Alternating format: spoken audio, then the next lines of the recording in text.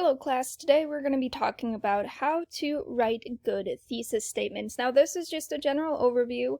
In the next couple days we're going to get into more specific discussions about what the AP board is looking for, but they all kind of go off of this basic structure right here, and this is something that you will probably be able to take once again to many other classes. You might have had a lot of discussions about thesis statements, and that is a-okay, because I feel like thesis statements is something that is continually difficult for students to master, and so talking about it more than once throughout your career is probably a good thing. I mean, I was even reading thesis statements that really could use some work in college. Like, college kids, when I was peer editing, were still doing awful thesis statements, which is pretty problematic. Like, you kind of hope by the time that they're doing semi-good ones, especially, like, at the level that we were doing, this was, like, a 500 level class. But that just goes to show that either people aren't taught properly or it doesn't stick the first time, so that's why one way or another, this lesson, I feel like even if you've had some primers, is what we're going to do, because some of you probably haven't had to think about thesis statements in quite some time. So number one, what is a thesis? A thesis statement is a sentence or idea that expresses the main idea of a research paper or essay, such as an expository essay or an argumentative essay. It makes a claim directly answering a question, and it usually ends at the end of an intro paragraph. So there's some really important things to break down with this. So the first one is that it is answering a claim, which means that you have something arguable that you are going to show me. It's not just repeating information that's already there, like that'd be if you were looking at one of the AP prompts, but it is more than that, making an assertion, making a claim upon the information given. When it says that it usually directly answers a question, that would be like the unasked theoretical rhetorical question, like, you know, if we're talking really basic, what color is the sky? Your thesis might be the sky is blue. So even though no one asked a question, it's kind of still answering one. It usually is only one sentence, maybe two when you get into the big leagues, but most of your theses should really just be one sentence, unless we do otherwise, or unless I tell you otherwise, and it is the last sentence of your introduction paragraph.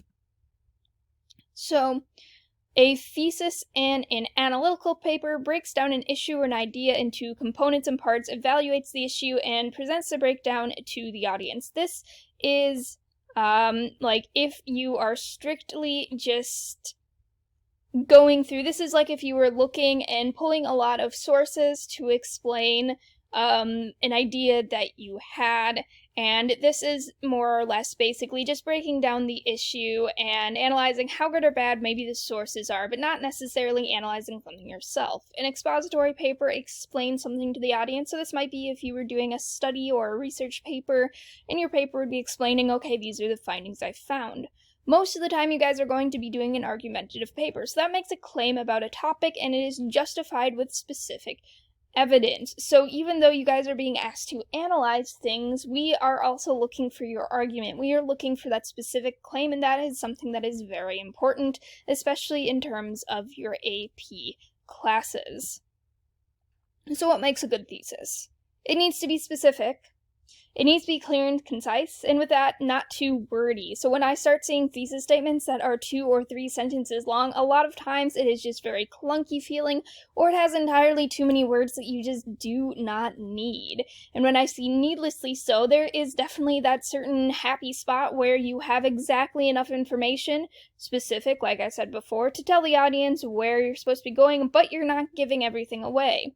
It takes an arguable stand, so that's number 3. We kind of already talked about that, and we'll get into that in a second. And then lastly, it's original. And what I mean to that is, why does this argument matter to the reader? So what? Why is it worthy for me to read? If I'm looking through academic papers or argumentative essays, why would it be important for me to have to understand the ideas behind what you're giving? And this one is going to be probably one of the hardest things to crack, and especially so when you guys get your prompts for the AP tests, even our little mock ones, you have to ask yourself, How is it rooted in maybe history, or why does it matter? Why is it important that this person was writing in this way? That's going to be what's going to get you a 4 instead of being like, well, it's an okay paper, but you kind of miss the big point. So I always say to think of your thesis like a roadmap. When someone reads your thesis, they should be able to know exactly what the argument is and know where what the paragraphs are going to be discussing and kind of have an idea of where the paper is going. So I should be able to know this is your stance on the argument, these are your claims, or this is the things that you're going to delve into, and this is where the paper is going to end up. So shock and surprise shouldn't be a factor in your argument. And when I say that, I have some people say, well, I don't want to put what my third paragraph is going to be about because that's a surprise. I want people to be surprised when I talk about it. And I say, no, I don't want to be surprised that you talk about that. This isn't Game of Thrones. There's no shock factor here. This is your thesis paper for an academic class. I want to be able to make a mock outline of your entire paper just by looking at your thesis. That should be the goal. You also don't want to give too much away, though, so you don't want to explain like the too long didn't read basically right away in your thesis. You want to save that for your actual paragraphs, and that sort of sentence structure is better for conclusions at the end anyway. So a thesis will always seem to follow a format, and that's okay.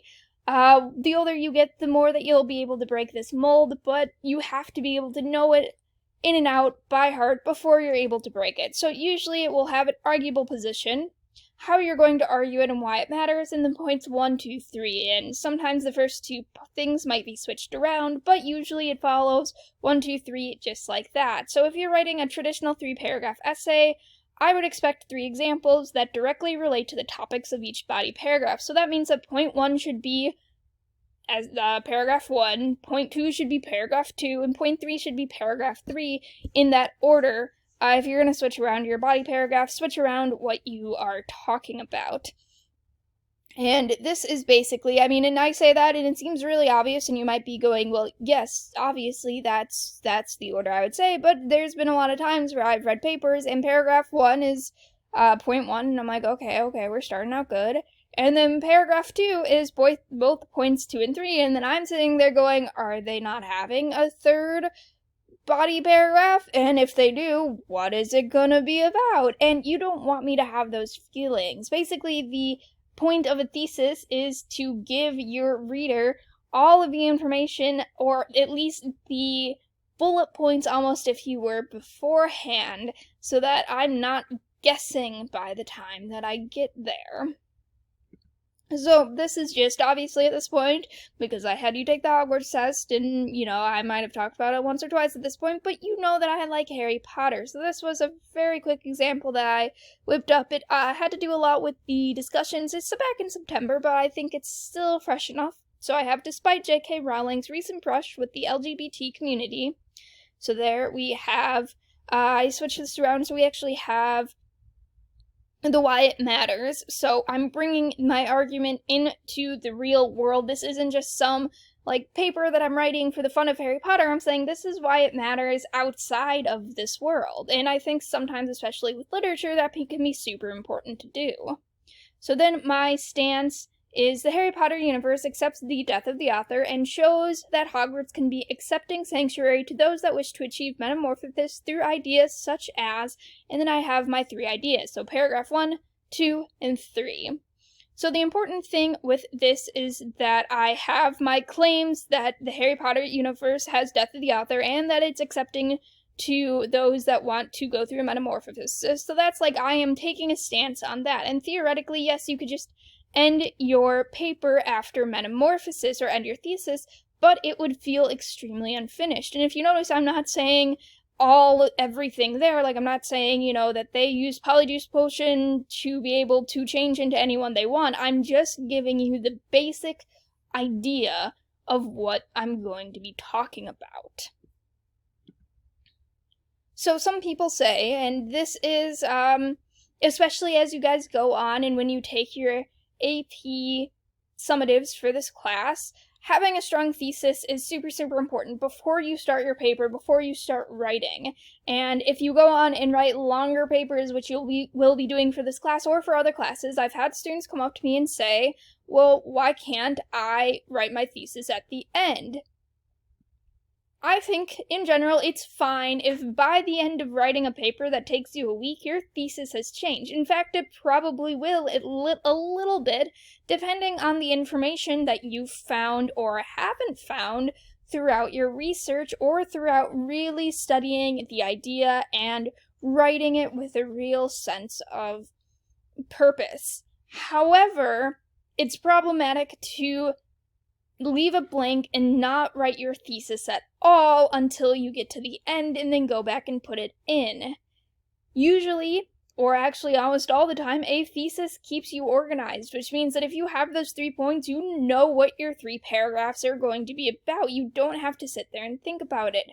It gives you a sense of direction. You know what order you're going to talk about the things, and hopefully the order makes some sort of logical sense. And then it also keeps you focused, which means to say that it keeps you talking about the things that you should be talking about and that you're not going on tangents. I can tell you, as a teacher, I can usually absolutely tell if you wait and try to write your thesis at the end, because it will either fit in a way that seems almost too good, and trust me, I know, or the other issue is that I'll be able to tell by how your paragraphs go, which is that you'll have a really strong first body paragraph. Your second one might still be okay, but either halfway through your second one or by the time you get to your third, it just all completely falls apart and you seem to kind of miss the entire point you were going, even if your thesis is still matching. And yes, you could say, well, maybe that person just isn't good at writing essays, but I would guess most of the time it shows someone that thought they could just go back and put it up first. So with all of the annotations, with all of the outlining, all of that stuff is so important to do before you even put pen to paper, just because, especially with the AP exams, you want your paper to be organized and directive and going exactly where you want it to go. You want every sentence to be bringing your argument forward instead of taking me in circles. So at this point, because I don't want to go over and I'm going to stop this video, and there's going to be a part 2 that is going to be the activity that you're going to do. See you in the next video.